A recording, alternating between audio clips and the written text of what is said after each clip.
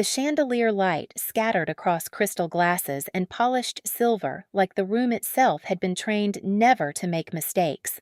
20 guests sat frozen behind polite smiles, watching the old money performance unfold exactly on schedule, until his voice cut through the air with surgical precision. "Without my last name, you're nobody." A sentence delivered softly enough to sound civilized, and cruel enough to stop every fork midair. She didn't argue, didn't defend herself. She simply closed the black folder resting beside her plate and looked at him with the calm expression of someone who had already seen tomorrow's numbers. Outside, rain slid down the windows of the penthouse like liquid static. Inside, nobody noticed the CFO quietly leaving the table to answer a phone call that would change everything before sunrise. The rain over Manhattan looked expensive that night. Not dramatic, not cinematic. Just cold, disciplined rain sliding down 43 floors of reinforced glass while black cars lined the entrance below like silent bodyguards waiting for instructions nobody questioned.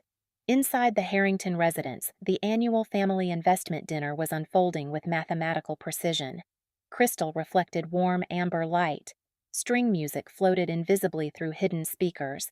Every chair had been assigned 3 weeks earlier by an assistant who treated seating charts like military operations, and at the center of it all sat Richard Harrington, the man financial magazines called the architect of modern acquisition strategy. 71 years old, silver hair, perfect posture, the kind of calm that only appears after decades of controlling rooms before entering them. People didn't interrupt Richard. They adjusted themselves around him. Even now, 20 guests moved carefully within the gravity of his approval. Hedge fund partners, board members, 2 politicians pretending not to discuss future regulations, a luxury hotel owner from Dubai, 3 attorneys who smiled only when necessary. Conversations rose and fell in controlled waves, but every few minutes eyes drifted back toward the head of the table, checking his expression like traders watching market signals. And beside him sat Elena, his daughter-in-law, the woman he never fully accepted, not because she lacked intelligence. That would have been easier, simpler, cleaner. No, Elena was dangerous for a much more uncomfortable reason. She succeeded quietly. No scandals, no desperate self-promotion, no dramatic speeches about leadership. She simply walked into broken systems and somehow left them profitable 6 months later. Entire departments stabilized around her presence the way unstable structures settle after reinforcement beams are installed. People trusted her too quickly. That bothered Richard more than he admitted, especially because Harrington Global had started depending on her in ways nobody openly discussed. Elena sat calmly in a dark emerald dress, one hand resting lightly near a closed black leather folder beside her plate. No jewelry except a thin gold watch, no exaggerated makeup, no visible attempt to compete with the polished social armor surrounding her. And somehow that made her stand out more. Across the table, Olivia Harrington, Richard's oldest daughter, watched Elena with the careful smile of someone waiting for an opportunity to become cruel without consequences. Olivia specialized in elegant humiliation, not loud humiliation, refined humiliation, the kind delivered through compliments sharp enough to draw blood later. "So, Elena," Olivia said lightly, swirling wine in her glass, "I heard the Singapore restructuring finally closed." Several guests glanced up. A trap had entered the room. Elena nodded once. "Yesterday morning." "And?" Olivia tilted her head innocently. Was it difficult managing something at that scale? There it was, the implication beneath the question. "You're still temporary here." Elena lifted her water glass slowly. "Complicated, yes." Richard smiled faintly without looking directly at her. "Complicated is one word for a $400 million instability risk." The table quieted slightly. Even the violin track overhead suddenly felt too loud. One of the attorneys cleared his throat and looked down at his plate. A hedge fund partner reached for his wine without drinking it. Tiny reactions, tiny fractures, the social equivalent of traders noticing smoke before a market crash. Elena remained composed. "That instability no longer exists," she said. Richard leaned back in his chair. "You're efficient," he admitted. I'll give you that. Not praise. Assessment. The difference mattered. Elena already knew what was coming. She could feel it forming beneath the conversation the way pressure changes before lightning arrives. Richard never wasted public settings unless he intended to make a point large enough for witnesses, and tonight he wanted witnesses.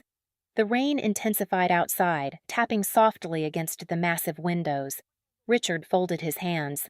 But let's not confuse operational usefulness with legacy. There it was, not a sentence, a blade. Several guests froze almost imperceptibly. Olivia lowered her eyes to hide the smile threatening to appear.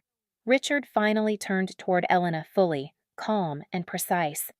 "Without my last name," he said, "you're nobody." Silence. Not ordinary silence. The expensive kind. The kind where nobody moves because everyone understands history is being recorded in real time. A waiter near the far wall stopped walking. One of the investors stared directly at his plate. Somewhere in the distance, thunder rolled softly across the skyline. Elena looked at Richard for exactly 3 seconds. No anger, no visible humiliation, which somehow made the moment worse. Then, very gently, she closed the black folder beside her plate. Click. The sound was quiet, but several people looked at it immediately, because something about that tiny motion felt final. Richard noticed too. "You disagree?" he asked calmly. Elena's expression barely shifted. "No." That answer caught him off guard. Olivia blinked. Richard narrowed his eyes slightly. "No?" Elena rested her hands lightly on the tablecloth. "I think names matter. They open doors." The tension loosened by perhaps 2%. Guests exhaled silently. A few even smiled nervously, hoping the moment would dissolve into civilized conversation again. But Elena continued. "And sometimes," she added softly, "they hide structural weaknesses long enough for everyone to stop noticing them." The room changed temperature. Not physically, socially. Richard's face remained composed, but something behind his eyes hardened with microscopic precision.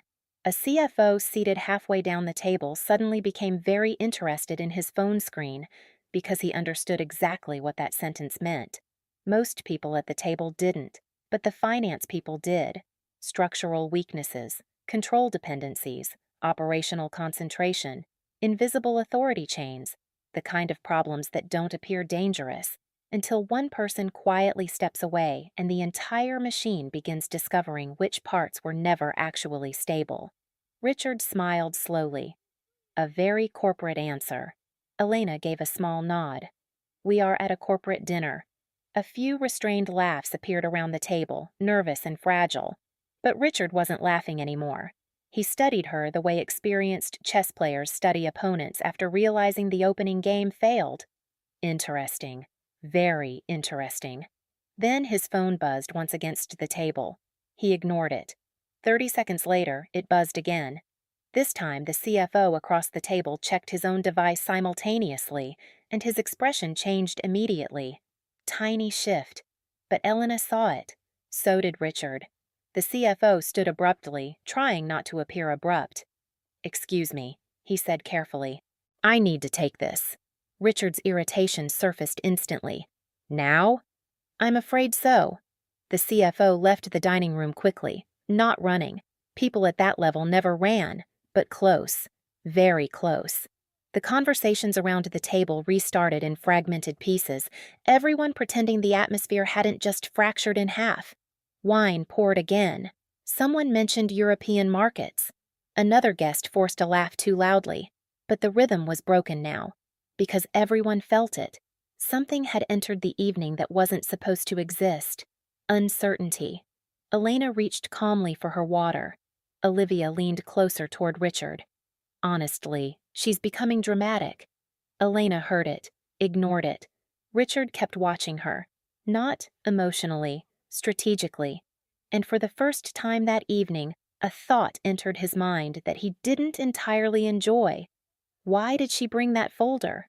Outside, lightning flashed silently behind the glass skyline. Inside, Elena finally stood from the table. Smoothly, calmly. No performance. "I should head home," she said politely. So early? Olivia asked.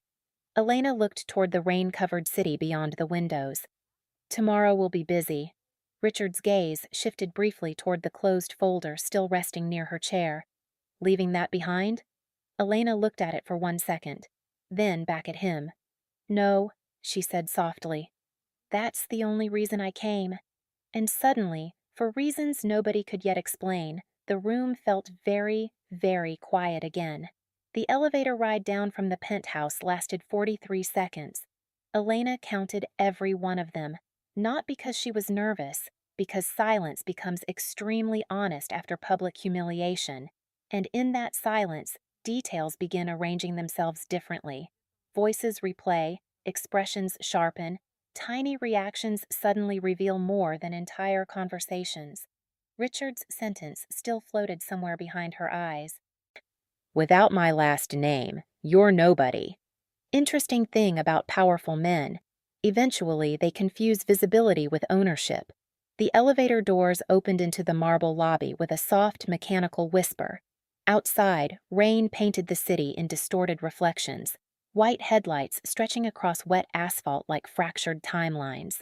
A valet hurried toward the entrance carrying an umbrella, but Elena raised one hand gently. I'm fine. She stepped into the rain alone. Cold air touched her face immediately. Not dramatic enough to feel cinematic, just real, sharp, awake. Her phone vibrated before she reached the curb. Martin Keller, CFO. She answered calmly. You left quickly, she said. On the other end, Martin exhaled once. She could hear traffic behind him, fast movement, stress carefully restrained beneath executive professionalism. You already knew? I suspected. A pause.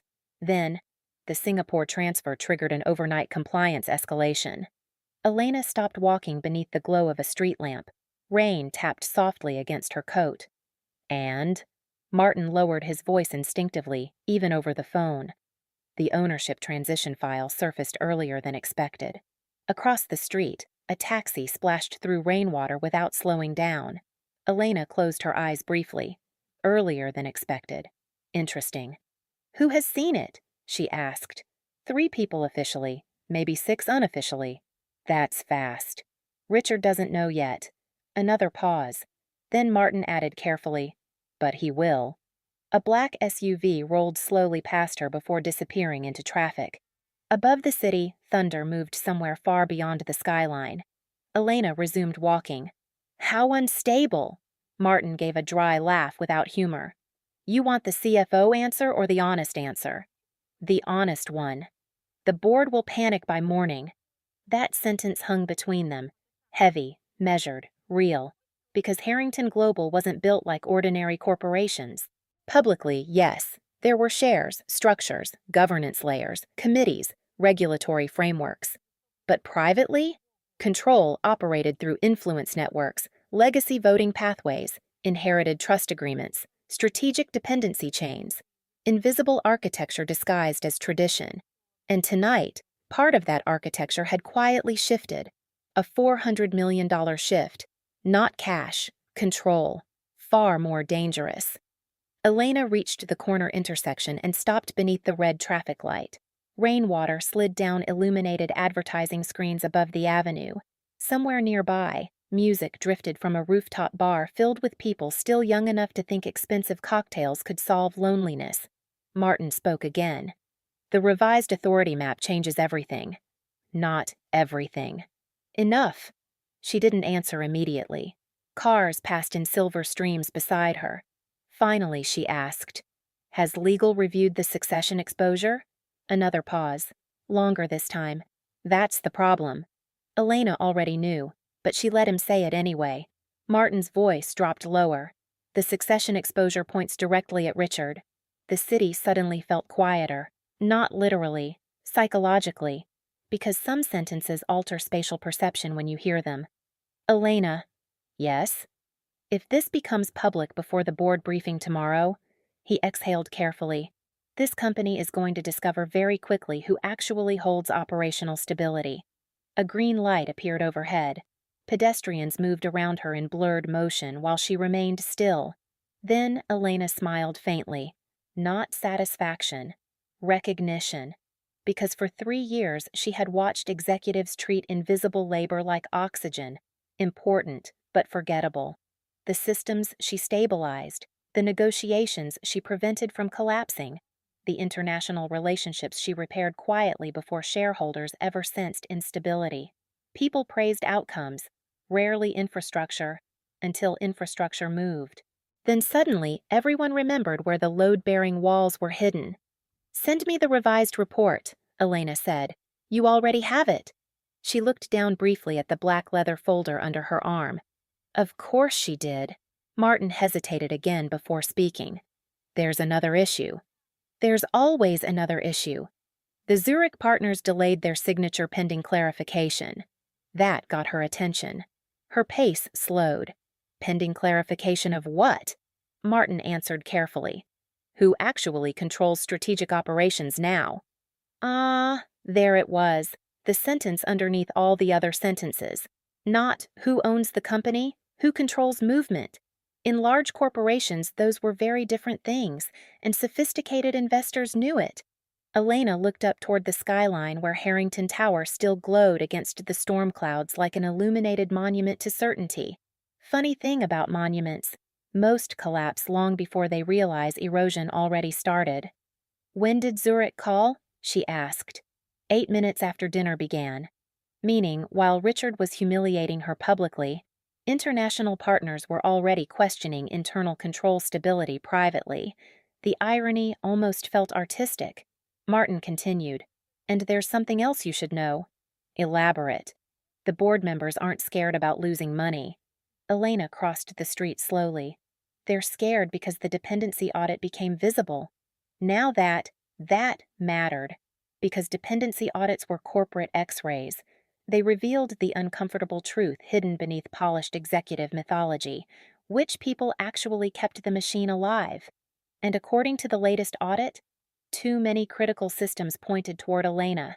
Not ceremonially, operationally. Silence settled between them for several seconds. Then Martin asked the question he'd been avoiding since the call began. "Did you plan this?" Elena smiled faintly beneath the rain. "No." "You're sure?" "Yes." "Because the timing feels almost surgical." She stopped beneath the awning of a closed cafe. Water dripped rhythmically from the edge above her. Then, softly, she answered, "Martin, powerful people create their own timing problems when they start believing loyalty is permanent." Another silence. This one longer. He understood exactly what she meant. Inside Harrington Global, Elena had become something extremely rare. A person trusted across incompatible departments. Legal trusted her. Operations trusted her. International partners trusted her. Mid-level managers trusted her. Even employees who had never met her trusted the systems she quietly repaired behind the scenes. And Richard? Richard mistook that trust for inheritance by proximity. A dangerous mistake. Martin finally spoke again. "The board emergency session starts at 7:30. "I know. You should be there." "I will." "And Richard?" Elena looked back once toward the distant tower glowing through the rain. "He'll be there too." She ended the call. For a moment, the city moved around her without meaning. Tires hissing across wet pavement. Neon reflecting across puddles. People rushing home beneath umbrellas, unaware that somewhere high above them, a billion-dollar corporate structure had just begun discovering the difference between authority and dependence. Her phone vibrated again. This time it was a message. Unknown number. Only 4 words. "He doesn't know yet." Elena stared at the screen. Then another message arrived immediately after. "But by morning. Everyone will." And somewhere 43 floors above the city, Richard Harrington finally picked up the phone call he should have answered an hour earlier. If you've ever watched powerful people mistake silence for weakness, this story is for you. Subscribe now, because the next chapter changes everything. Emergency boardrooms, hidden voting rights, and a control report nobody was supposed to see before sunrise. And trust me, when the CFO opens the final file, the room goes completely silent. At 7:12 a.m., the executive floor of Harrington Global looked unnaturally calm. Too calm. The kind of calm that exists right before markets open after catastrophic international news. Assistants moved faster than usual but spoke quieter. Security staff suddenly occupied positions nobody normally noticed. Elevator doors opened and closed with mechanical precision while phones vibrated nonstop across polished conference tables, and behind every controlled expression lived the same question. How bad is it? Rain still covered Manhattan in a pale gray haze when Elena stepped out of the private elevator carrying the same black leather folder from the dinner. 3 people stopped talking when they saw her. Not dramatically, instantly, because corporate panic has its own body language. A junior analyst exiting the finance wing nearly collided with the glass door after recognizing her. 2 legal advisors exchanged a quick glance loaded with unspoken calculations. Even the receptionist straightened unconsciously. Interesting. By now, the rumors were already mutating faster than facts. That always happened inside large systems. Information traveled like electricity through fear. Someone hears control shift, someone else hears ownership dispute, and by sunrise, half the building imagines federal investigations and emergency resignations. Reality was more sophisticated, which made it far more dangerous. Elena continued walking through the executive corridor without changing pace. Black heels against marble, controlled, quiet. Every movement deliberate enough to look effortless. Behind the glass walls lining the hallway, dozens of employees pretended not to watch her pass. Pretended badly, because people sense structural instability before leadership does. They feel it in email tone changes, in unscheduled meetings, in the sudden appearance of attorneys before breakfast. And this morning, Harrington Global felt like a luxury aircraft discovering tiny cracks at 30,000 feet, still flying, but no longer untouchable. Near the boardroom entrance, Martin Keller stood reviewing documents beside 2 exhausted-looking compliance officers. His tie was slightly uneven, a microscopic detail almost nobody would notice. Elena noticed immediately, meaning he hadn't slept. Martin looked up as she approached. For half a second, relief crossed his face. Then professionalism returned. They moved the meeting forward. 2? 7:20. Why? Martin gave a dry smile. Because Richard arrived early. Of course he did. Richard Harrington never arrived early unless he intended to regain control before other people understood it had weakened. How much does he know? Elena asked quietly. Martin lowered his voice. Enough to be furious, not enough to understand the scale. That distinction mattered enormously, because anger creates noise. But fear creates precision. The boardroom doors remained closed ahead of them. Frosted glass concealed the silhouettes moving inside like shadows behind expensive theater curtains. Martin handed Elena a thin stack of updated reports. Zurich officially suspended signature authorization at 6:42. She scanned the page once. And Seoul? Waiting. Dubai? Watching. A dangerous word in corporate diplomacy. Watching meant investors weren't reacting yet. They were measuring weakness first.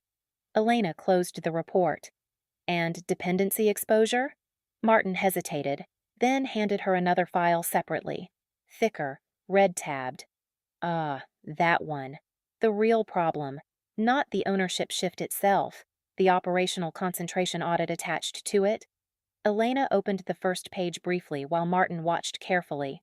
Rows of divisions, regional systems, executive access pathways, approval chains, crisis authorization structures.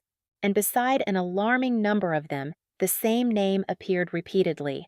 Elena Voronina Harrington. Not because she demanded power, because over time, people routed critical decisions toward the person who solved problems fastest. Organizations always do that eventually. Efficiency attracts dependency the way gravity attracts mass. The danger only becomes visible later. When someone asks, what happens if that person stops? Martin rubbed his forehead tiredly.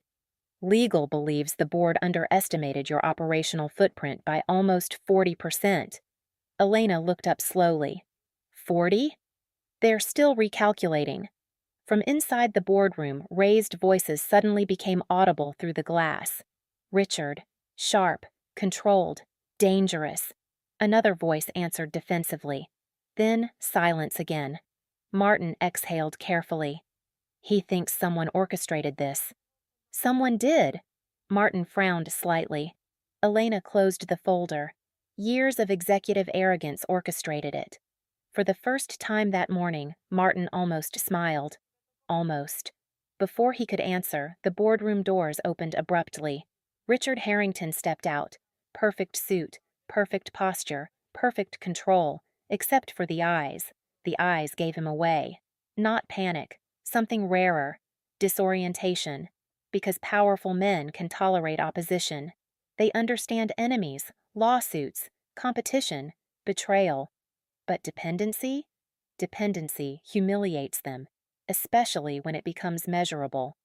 The hallway immediately fell silent. Every assistant nearby suddenly found urgent reasons to study tablets and documents instead of looking directly at him. Richard's gaze locked onto Elena instantly. Cold. Exact. For several seconds neither spoke. Then Richard dismissed the others with a glance sharp enough to function like an order. Compliance officers vanished almost immediately. Martin stepped backward carefully toward the side corridor. Soon, only the two of them remained near the glass wall overlooking the rain-covered skyline. Richard spoke first. "What did you do?" Straight to the point. "Interesting." Elena rested the folder lightly against the table beside her. "You'll need to be more specific." "The transfer exposure?" "Legal." "The Zurich hesitation?" "Predictable." "The audit?" "That one surprised even me." Richard studied her carefully.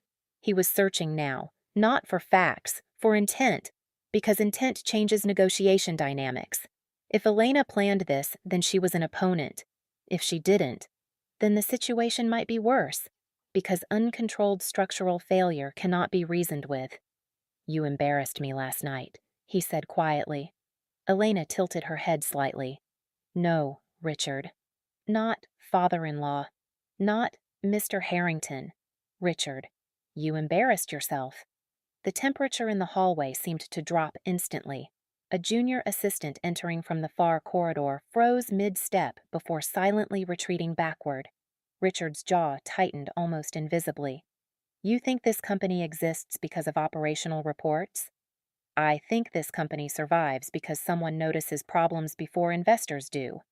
"And you believe that someone is you?" Elena looked directly through the glass toward the city below. "No," she answered calmly. "The audit believes that." That hit harder than anger would have, because it was objective, documented, quantified. Richard stepped closer. "You're enjoying this." Finally, Elena looked back at him, and for the first time since the dinner, a faint emotion appeared behind her calm expression. Disappointment. Not revenge, not triumph. Worse. "You still don't understand what's happening," she said softly. Richard stared at her in silence. Elena opened the black folder slowly and removed one final document. Only one page. She handed it to him. Richard scanned the first paragraph confidently. Then the confidence disappeared. Not dramatically, systematically. His eyes moved lower across the page, stopped, read the line again. And suddenly the hallway no longer looked large enough for the amount of silence inside it. Because the document wasn't a resignation. It was a continuity risk assessment. Official. Board authorized. And directly beneath the highlighted section appeared a sentence capable of destabilizing an entire corporate dynasty. Removal, alienation, or operational disengagement of Elena Voronina. Harrington may trigger immediate strategic instability across 6 international divisions. Richard looked up slowly. For the first time in decades, he seemed older than the building around him. And before he could speak, the boardroom doors opened behind them. One of the directors stepped into the hallway, pale-faced, holding a phone in trembling fingers. "Richard," he said carefully, "we have another problem." Richard didn't look away from Elena. "What now?" The director swallowed once. "The Asian markets just reacted to the leak." Silence. Then, very quietly, "47 billion in exposure is now under review." For exactly 3 seconds, nobody moved. Not Richard, not the director. Not even the assistants pretending not to listen from behind nearby glass partitions. Because under review was one of those corporate phrases designed to sound harmless while quietly containing the emotional equivalent of a building alarm. $47 billion in exposure under review meant one thing. The world had started doubting Harrington Global in real time, and doubt spreads faster than facts ever will. The director holding the phone looked visibly uncomfortable remaining in the hallway between Richard and Elena, like a man who accidentally stepped into the center of a sniper line. The Tokyo call starts in 11 minutes, he added carefully. Zurich wants confirmation before markets fully open.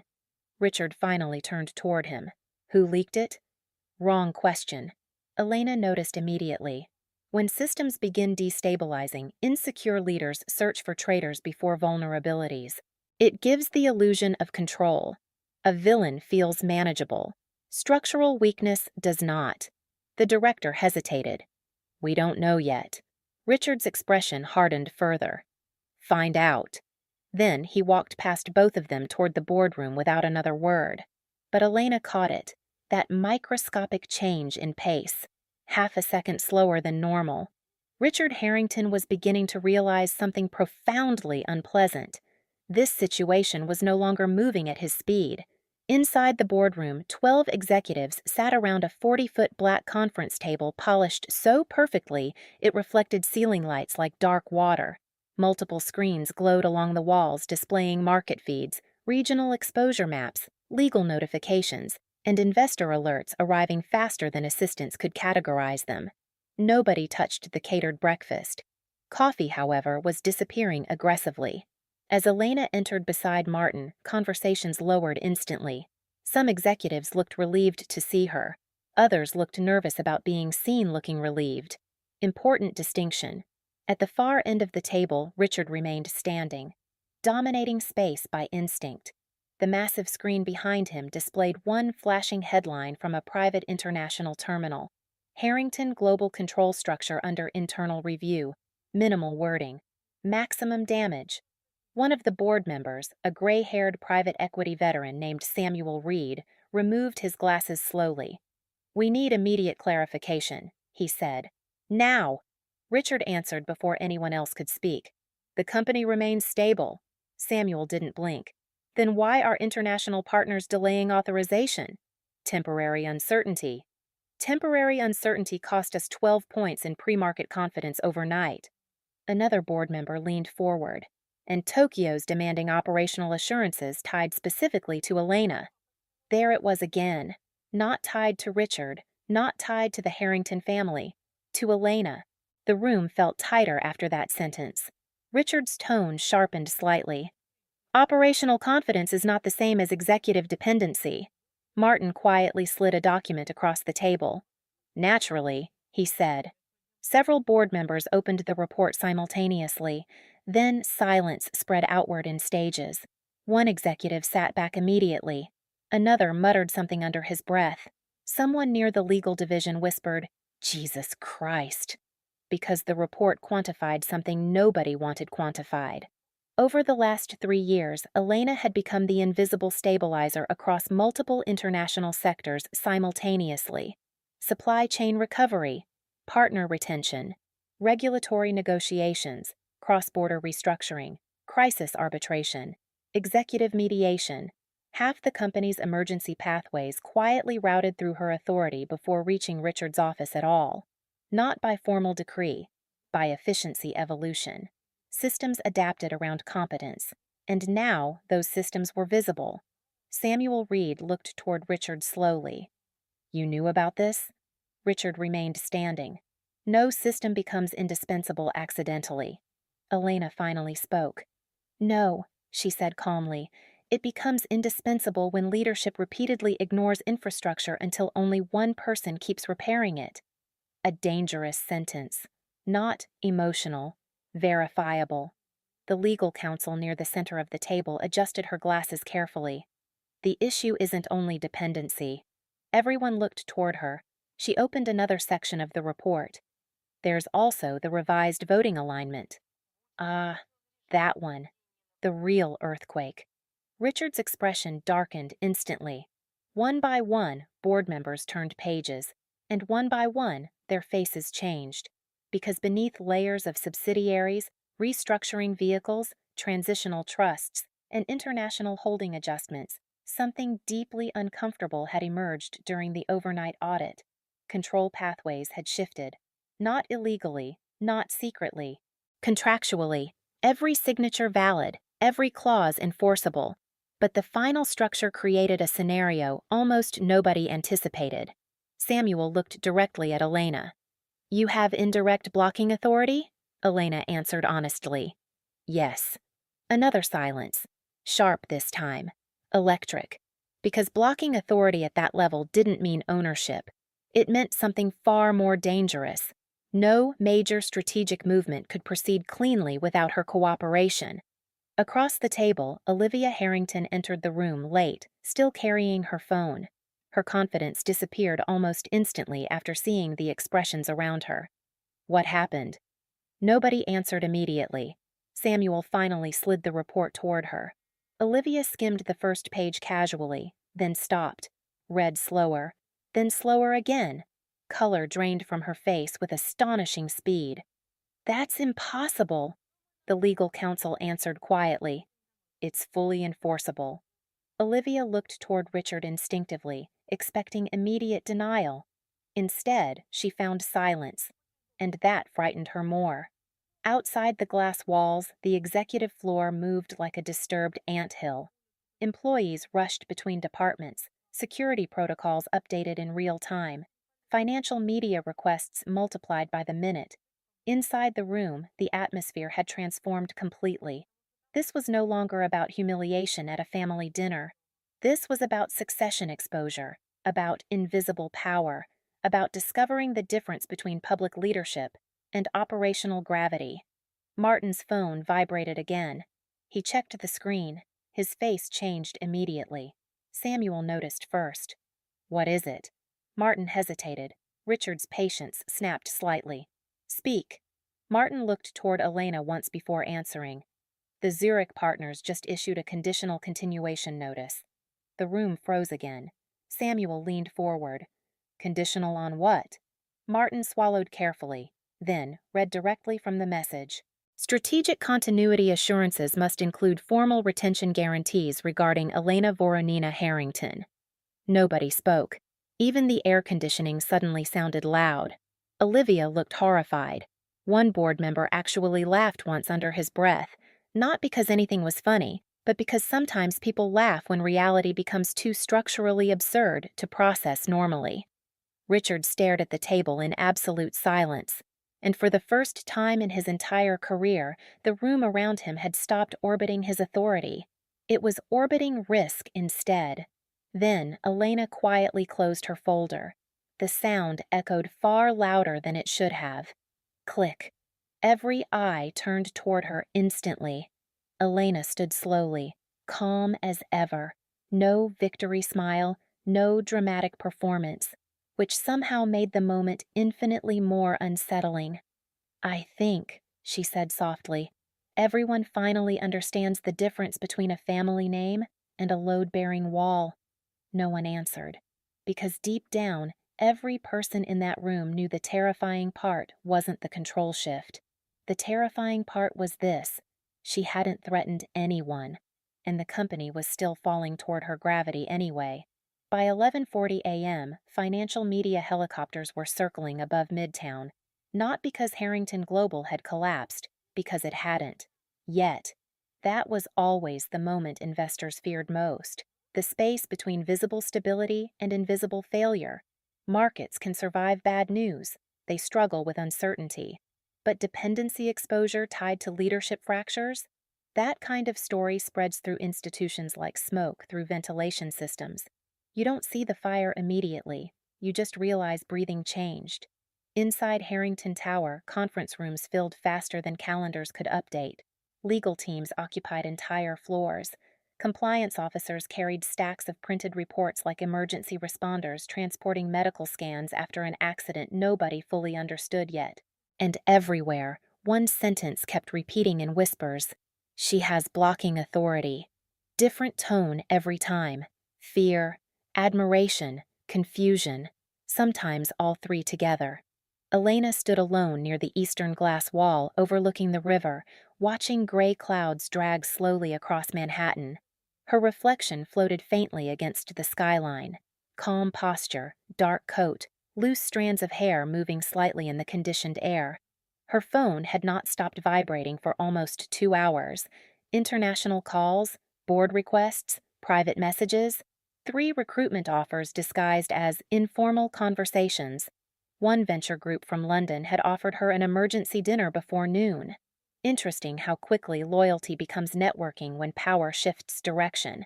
Behind her, the executive floor moved with restrained panic. Nobody ran. People at this level never run. But they accelerated elegantly. Martin approached carrying another tablet and 2 printed folders. He looked worse than earlier. Fatigue had finally reached his eyes. "You need to see this." Elena turned slightly. More exposure? More reactions. He handed her the tablet first. Financial analysts, partner advisories, private institutional memos. Most used careful language, but the message underneath remained identical. Harrington Global may no longer control its own operational center. One analyst phrased it even more brutally. Leadership authority appears symbolic compared to functional dependency concentration. Elena almost smiled. Corporate analysts had a talent for making emotional disasters sound academically elegant. Martin lowered his voice. The board's splitting. That mattered. How badly? 3 groups. Predictable. Continue. Martin opened the first folder. Group 1 supports Richard publicly no matter what. Legacy loyalists? Yes. The second? They want immediate stabilization through negotiated restructuring. Translation: keep the company alive first, discuss pride later. And the third group? Elena asked quietly. Martin hesitated. Then, they think you should take operational control temporarily. The city beyond the windows seemed to pause for 1 second. Not because of the sentence itself, because of how calmly it had been spoken. Temporary control. Those 2 words destroy families faster than lawsuits ever do. Elena looked back toward the skyline. No. Martin blinked once. No. I'm not interested in taking his chair. That may not matter anymore. Another interesting sentence. Because Martin wasn't talking about ambition now. He was talking about gravity. Systems under pressure move toward perceived stability automatically. Investors, boards, legal departments, international partners, they all begin searching for the same thing at once. Who reduces risk fastest? And right now, every answer pointed toward Elena, not by marketing, by pattern recognition. Martin rubbed his forehead again. Richard's losing the room. Not yet. You didn't see the last session. Elena turned toward him fully now. Martin gave a tired exhale. He spent 40 minutes trying to identify who leaked the audit instead of addressing the continuity issue. There it was, the fatal executive instinct. Protect image first, repair infrastructure second. And the board noticed. Martin continued quietly. Samuel Reed interrupted him twice. That's unusual. He practically accused Richard of confusing ownership with operational relevance. Elena looked down briefly at the tablet in her hands. Numbers, exposure charts, partner volatility indexes, all of it orbiting one invisible truth nobody wanted to say directly. Harrington Global had spent years building prestige around the family name while quietly building functionality around Elena. And now both structures had collided. A sudden commotion near the western corridor interrupted the silence. Voices, fast footsteps. Then Olivia appeared moving toward them at remarkable speed for someone usually so composed. Her makeup remained perfect. Her expression did not. Elena. Not cold this time, not elegant, urgent. Elena waited calmly. Olivia stopped in front of her, breathing slightly harder than she wanted anyone to notice. My father wants to speak with you privately. Martin instinctively stepped backward. Elena studied Olivia carefully. Something had changed. The superiority was gone. In its place lived something much more honest. Fear. Privately? Elena asked. Olivia nodded quickly. Before the emergency vote? Interesting, very interesting, because Richard Harrington did not request private conversations when he believed he controlled outcomes. He summoned people, different energy entirely. Elena handed the tablet back to Martin. Where is he? My grandfather's office. Not the executive conference room, not the legal floor, the private family office on the top level. Ah, so this was no longer purely corporate. This had become dynastic. As Elena walked toward the private elevator, the executive floor gradually quieted around her again. Employees pretended to work while tracking her movement through reflections in glass walls and laptop screens. Some looked hopeful, some terrified. Most simply looked uncertain, because institutions built around powerful personalities always fracture strangely when invisible structures become visible overnight. Inside the elevator, Olivia finally spoke again. You planned this better than I thought. Elena looked at her reflection in the mirrored wall. I didn't plan it. That's worse. The elevator climbed silently, floor numbers rising one by one like a countdown nobody could stop. Olivia folded her arms tightly. You know what people are saying downstairs? I can imagine. They think the company depends on you more than on him. Elena answered without hesitation. The company depends on systems. Olivia laughed once, short, sharp, tired. No, she said quietly. That's what normal corporations do. The elevator stopped. Private level. Restricted access. The doors opened slowly onto a hallway almost nobody outside the Harrington family had ever seen. Dark wood panels, museum-level silence. Old photographs lining the walls like preserved proof of generational authority. Founders, acquisitions, political handshakes, historic mergers, a shrine to legacy. At the end of the corridor, double doors stood partially open. Warm light spilled across the floor, and inside, Richard Harrington stood alone beside the window overlooking Manhattan. No assistants, no attorneys, no board members. Just him. For the first time all day, he looked tired, not physically, structurally, like a man discovering the architecture around him had changed while he was still living inside the old blueprint. Olivia stopped near the doorway. I'll wait outside. Then she disappeared, leaving the doors half open behind Elena. Silence settled across the office. Richard didn't turn around immediately. Below them, Manhattan moved in distant silver lines beneath the rain. Finally, without looking at her, he spoke. You know what my father told me the day I took control of this company? Elena remained still. Richard's reflection stared back from the glass. He said, never allow anyone to become more necessary than the family itself. A bitter smile crossed his face. And somehow, I did exactly that.